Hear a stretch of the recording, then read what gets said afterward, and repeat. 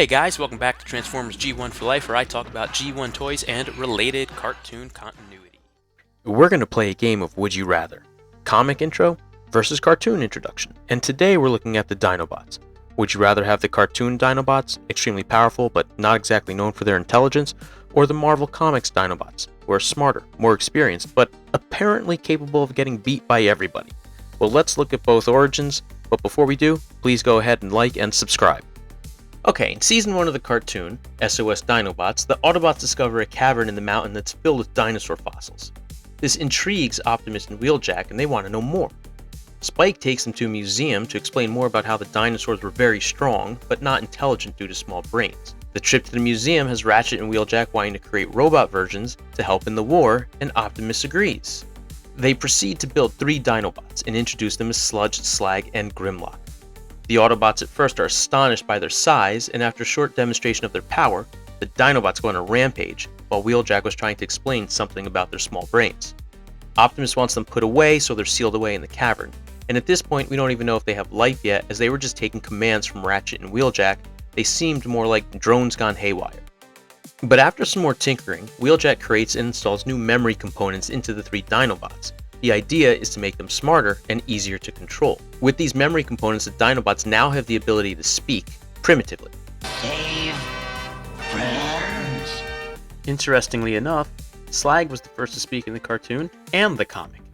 And with those words, it is now revealed that they are sentient. But we don't know how the initial life was granted. We don't learn about things like Vector Sigma or personality components until more combiner groups started to get created. So maybe memory components are similar to personality components like the ones that gave life to the Combaticons. Maybe they once belonged to former Cybertronians. In any event, Dinobots saved the day and they proved their value to Optimus Prime. A couple episodes later in the War of the Dinobots, Optimus is pleased with the 3 Dinobots, so he has Ratchet and Wheeljack make 2 more. Chip Chase suggests a Stegosaurus, and to gain more power in the sky, a Pteranodon. They were created without issue, giving us Snarl and Swoop. Thus, all 5 Dinobots over 2 episodes. There are various storylines over the seasons revolving around the Dinobots, but this is how they're introduced in the cartoon. They're built, given memory components, and we have super strong Dinobots with low intelligence. The comics, on the other hand, would give us a very different introduction to the Dinobots. It starts in issue 3 with the tease, where Ratchet tries to tell Optimus that he's discovered something big, but Optimus cuts him off. In the next issue, we get the reveal of the tease. Huffer tells Optimus what Ratchet found, that 4 million years ago when the crash happened, the Ark defenses were still up and cybernetic life form was detected. It was Shockwave on prehistoric Earth. The Ark recognized this as a threat, perceived dinosaurs as the dominant mechanical life, and adapted 5 Autobots into the Dinobots to go fight Shockwave. So I guess in issues 1 through 3, the Autobots didn't realize that there were 5 of their own that were missing. Their story picks back up in issue 8. Shockwave is back, and Ratchet made a deal with Megatron that he would get rid of Shockwave in exchange for the captured Autobots.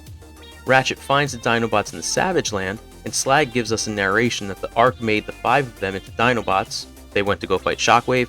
Shockwave easily fought them off, but lost only because the Dinobots knocked down the cliff Shockwave was on, causing him to get buried along with the Dinobots for 4 million years. The narration, though, highlights that the Dinobots have a higher intelligence than depicted on the cartoon. They're not victims of smaller brains. With all 5 restored, they go after Megatron. However, the Dinobots are no match for Megatron. They get knocked off pretty easily, and it's actually Ratchet that gets lucky because the cliff breaks from under Megatron. So now it's the Dinobots and Megatron buried in the snow. And as of issue number 8, that's it. That's their intro. They're smart, but they're not very strong when compared to Megatron or Shockwave, which is a reversal from the cartoon. So here's the question. Would you rather the cartoon Dinobots intro story or the comics intro? The comics. They were 5 original Autobots made into Dinobots. They are intelligent, but they are not very strong. In the cartoon, they are created by Ratchet and Wheeljack. They are dim, but they are very strong. I think at the moment, I prefer the cartoon. I think maybe only in the beginning they were overpowered, but I don't believe they were always used in that way as the show progressed. So I'm going with the cartoon, as they took more time to develop them on the initial introduction, and we got to know a little bit more about their personalities right away.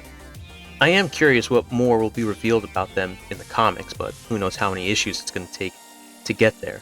But as far as the intros go, we really only know that they were just 5 pre-existing Autobots. Well, let me know what you think. Please like and subscribe, leave me a comment, and transform and roll out.